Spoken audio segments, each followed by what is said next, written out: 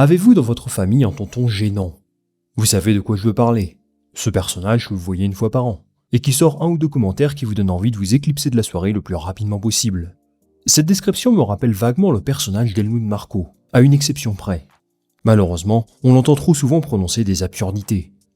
Vous vous souvenez peut-être de ses déclarations lunaires autour de Sergio Pérez, où il déclarait qu'en tant que Sud-Américain, il manquerait probablement de concentration mentale. Des paroles absurdes et extrêmement discriminantes, d'autant plus que le Mexique est en Amérique du Nord jusqu'à preuve du contraire. Mais laissons cet épisode derrière nous, car ce sont certaines de ces déclarations récentes qui m'ont plutôt interpellé, deux en particulier. Premièrement, pour la chaîne de télévision autrichienne Servus, il a catalogué les rookies sur la grille en 3 catégories. Kimi Antonelli, Oli Berman et Isaac Hadjar seraient pour lui des pilotes de catégorie A. Gabriel Bortoleto entrerait de son côté dans la catégorie B et Jack Doohan dans la catégorie C. Ensuite, le crash d'Isaac Hadjar à Melbourne ne lui a pas plu du tout. Il estime que ses larmes à l'issue du Grand Prix étaient juste gênantes, qu'il n'aurait pas dû réagir de cette façon. Et je cite que c'était un piètre numéro larmoyant. Et dans cette vidéo aujourd'hui, j'ai simplement envie de revenir sur ces déclarations controversées, et vous expliquer pourquoi à mon sens, Helmut Marko est dans l'erreur. Je vous donnerai également mon avis sur la philosophie de pilote d'Helmut Marko, qui a si bien fonctionné pour Verstappen, mais qui a échoué pour tant d'autres. J'aimerais commencer par dire que je respecte beaucoup la carrière d'Helmut Marko. Ses méthodes ont permis à Red Bull de signer des pilotes de très grande qualité. Parmi eux, 2 quadruples champions du monde quand même. Des vainqueurs de Grand Prix, et même aujourd'hui, son influence demeure. Preuve en est, 8 pilotes sur la grille sont passés par l'Académie Red Bull, ce qui atteste d'une certaine qualité de recrutement. Mais ces succès cachent en fait une réalité beaucoup moins glorieuse. Depuis l'arrivée de Max Verstappen chez Red Bull en 2016, aucun autre pilote de l'Académie n'a réussi à s'imposer là-bas.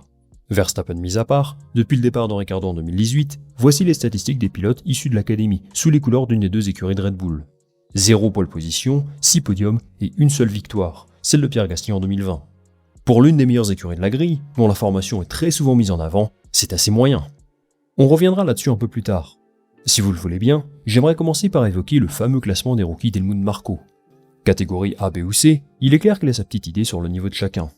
Par principe, je ne suis pas très fan de ce genre de tier list avant qu'une saison ne démarre.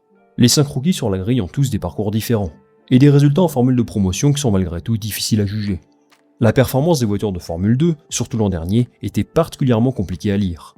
La plupart des pilotes qui sont montés en F1 cette saison l'ont plutôt fait sur la base de leur performance en Formule 1 justement. Simulateur, essais libres, tests sur de vieux modèles, et j'ai la sensation que c'est davantage les données qui ont plaidé en leur faveur. Bien sûr, il aura fallu montrer ce qu'il faut en formule de promotion. Vitesse, force mentale, stratégie, etc. Toutes les qualités que doivent avoir les meilleurs pilotes du monde.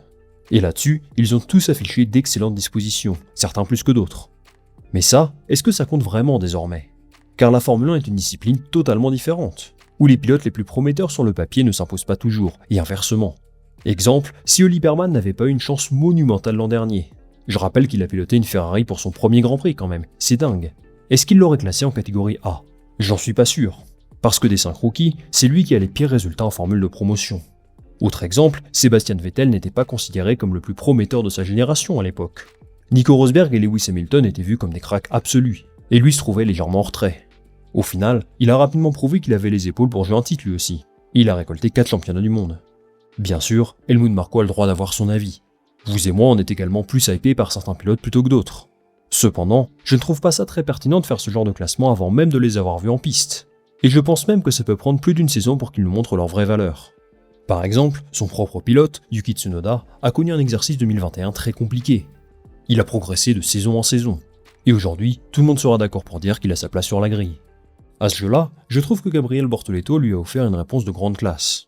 Il a d'abord rappelé qu'il le respecte, qu'il a amené en Formule 1 beaucoup de bons pilotes, qu'il a aussi échoué avec d'autres, et que désormais, son objectif est de lui prouver qu'il a tort de le qualifier de pilote de catégorie B.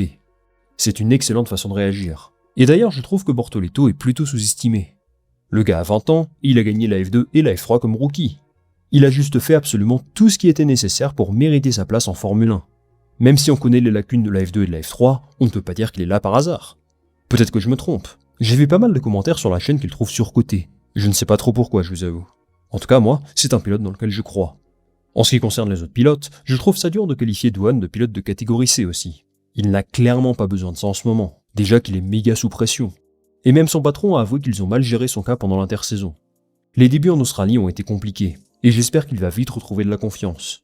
Isaac Hadjar lui doit sans doute être flatté d'être catalogué comme un pilote de première catégorie. Après logique, l'ami Helmut n'allait pas dire que son protégé est mauvais. Et si on peut lui donner du crédit, au moins, il croit à fond à Hadjar depuis qu'il l'a signé il y a quelques années. Et je suis heureux qu'il lui ait donné sa chance en Formule 1. Ce n'était vraiment pas évident face au poids économique de Colapinto notamment. Mais il a privilégié une promotion d'un pilote de son académie. Et pour ça, franchement, je dis respect. Maintenant, ses déclarations par rapport à son accident à Melbourne me sont sorties par les yeux. Pour rappel, il accuse Isaac d'avoir fait un show lamentable avec ses pleurs incessants en sortant de sa voiture. Il décrit même son attitude de gênante. Et franchement les amis, je trouve ça absolument minable. Isaac Hadjar a seulement 20 ans. Depuis qu'il est né, il ne pense qu'à la Formule 1. Pour accomplir son rêve, lui et sa famille ont fait des sacrifices énormes que personne d'autre qu'eux ne peut imaginer. Il a fait face à des talents monstrueux en karting et en monoplace. Il a réussi à s'imposer comme l'un des meilleurs de sa génération. Il a galéré, mais il a gagné en Freca. Il a galéré, mais il a gagné en Formule 3. Il a galéré, mais il a gagné en Formule 2. Et il a attendu jusqu'à la fin du dernier Grand Prix de F1 2024 à Abu Dhabi pour savoir que ça y est, il montait enfin en Formule 1. Il a décroché l'une des 20 places disponibles dans la catégorie automobile la plus prestigieuse de tous les temps. Et pour le premier Grand Prix de Formule 1 de sa vie, alors que le monde entier le regarde, il se crache en tour de formation. Les amis, est-ce qu'on s'imagine le poids psychologique du truc? Vous pouvez me dire ce que vous voulez, qu'un pilote de F1 doit supporter la pression et ne pas commettre ce genre d'erreur peut-être. Mais on ne peut pas lui reprocher d'extérioriser tout ce qu'il gardait à l'intérieur, et de pleurer après un tel choc émotionnel. Je ne sais pas s'il pense que pleurer est un truc de faible ou quelque chose comme ça, mais franchement, ça me semble être la pire chose à dire à ton pilote. Ça contraste bien avec la réaction d'Anthony Hamilton, le père de Lewis, qui a prouvé pendant ce Grand Prix qu'il a beaucoup de classe, comme toujours d'ailleurs. Tout ça pour dire qu'Isaac Hadjar doit garder la tête haute. Car même si son erreur doit être absolument horrible à vivre, sa réaction est parfaitement normale et humaine. Bien sûr, il va falloir faire mieux sur les prochaines courses, et je n'ai aucune raison de penser que ce ne sera pas le cas. Les propos d'Helmut Marko à propos d'Isaac, et des rookies en général, illustrent peut-être une méthode qui n'est plus aussi efficace qu'il y a quelques années. La force de Red Bull, c'est qu'ils comptent dans leur rang Max Verstappen, dont les qualités ne sont bien sûr plus approuvées. Mais les échecs successifs sur le deuxième siège de Red Bull racontent une toute autre histoire. Gasly, Albon, et même un pilote pioché en dehors du giron Red Bull, comme Sergio Pérez, tous ont été écrasés par la machine Verstappen. Et surtout, par cette pression monstrueuse qu'Helmut Marko met sur les épaules de ses pilotes. Aujourd'hui, Red Bull me semble être dans l'erreur quant à sa stratégie pilote.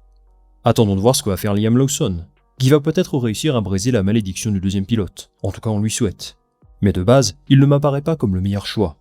Personnellement, j'aurais pris Carlos Sainz à la place de Sergio Pérez, pour s'assurer d'avoir au moins un duo de pilotes très forts dans la lutte pour le championnat constructeur, comme McLaren par exemple. S'il souhaite privilégier la solution interne, qui est une stratégie que je peux comprendre aussi, j'aurais placé Tsunoda à la place de Lawson. C'est le meilleur pilote de l'équipe B depuis 2023, et une promotion m'aurait paru tout à fait normale. Mais il y a certainement un enjeu politique ici, puisque Tsunoda c'est Honda, et qu'Honda va quitter Red Bull à l'issue de la saison. Mais j'aimerais bien voir ce qu'il vaut sous ses couleurs. Si Liam Lawson est là, c'est parce qu'il a des qualités, et une vraie belle capacité d'adaptation, puisqu'il a été performant partout où il est passé. Mais Red Bull a aussi fait ce choix en pensant que c'est la meilleure chose à faire pour ne pas perturber Max Verstappen. Le temps nous dira s'ils ont fait le bon choix. Mais dans un championnat comme celui-ci, je ne pense pas que Verstappen pourra lutter seul stratégiquement contre les deux McLaren, qui elles sont à un niveau très similaire. Enfin, il faudra d'abord que la Red Bull fonctionne bien, et ça ce n'est pas gagné.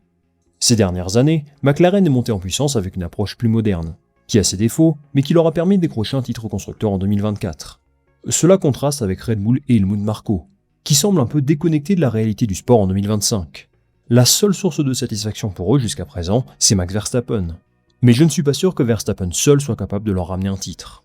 Quoi qu'il en soit, les propos d'Helmut Marko le week-end dernier m'ont marqué, vous l'avez compris je pense. On espère qu'Isaac Hadjar et Yuki Tsunoda pourront prendre leur revanche, et accomplir leurs objectifs dès le week-end prochain. Pour Isaac, prouver qu'il a bel et bien cette force mentale dont son patron a semblé douter à Melbourne. Et pour Yuki, faire tout son possible pour lui montrer que sa stratégie pilote n'est pas la bonne, et que celui qui devrait être à côté de Max Verstappen, c'est bien lui. Voilà les amis tout ce que j'avais à vous dire sur Helmut Marko. Et sans transition, comme avant chaque Grand Prix, voici l'œil du prono. Mon pronostic sur le Grand Prix de Chine en partenariat avec Winamax. Cette saison, Winamax vous propose une super offre de bienvenue. Pour tous les nouveaux joueurs, Winamax double votre premier dépôt. En gros, si vous mettez 20 €, vous en recevez immédiatement 20 en paris gratuits, plus 10 € en bonus et ça vous fait un capital de 50 €.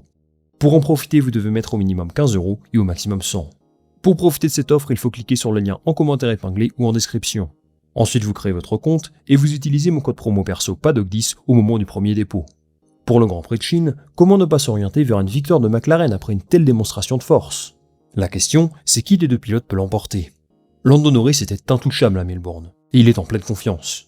Oscar Piastri lui sait qu'il doit réagir dès maintenant, parce qu'il y a peut-être un titre qui se jouera à la fin de la saison. Je vais partir sur une victoire de Lando Norris, parce qu'il a l'air d'être dans la meilleure forme de sa carrière. Pour les cotes, ça donne ça. Lando et McLaren sont largement favoris, Piastri un peu derrière, et Verstappen toujours une option solide. Niveau pari un peu plus risqué, je pense que George Russell a des arguments pour titiller un peu les McLaren. A priori, ça convient mieux aux caractéristiques de la Mercedes, et le podium est dans ses cordes à mon avis. Regardez le bandeau jaune en bas de votre écran. Vous avez pas 18 ans, vous jouez pas. Vous avez plus de 18 ans, ne faites pas de la merde. Ne misez pas l'argent que vous ne pouvez pas vous permettre de perdre, même si vous êtes un fan hardcore de Lewis Hamilton et vous croyez en lui pour jouer la win. Voilà les amis, merci d'avoir suivi cette vidéo jusqu'au bout, j'espère que celle-ci vous a plu. J'attends votre ressenti en commentaire sur la déclaration d'Helmut Marko. Est-ce que vous êtes d'accord avec lui ou non? Moi je lirai ça attentivement. Avant de se quitter, pensez à liker cette vidéo si elle vous a plu, à la partager autour de vous et surtout à vous abonner, c'est super important pour le référencement et la visibilité. On va se retrouver très vite pour une nouvelle vidéo. Salut, à la prochaine.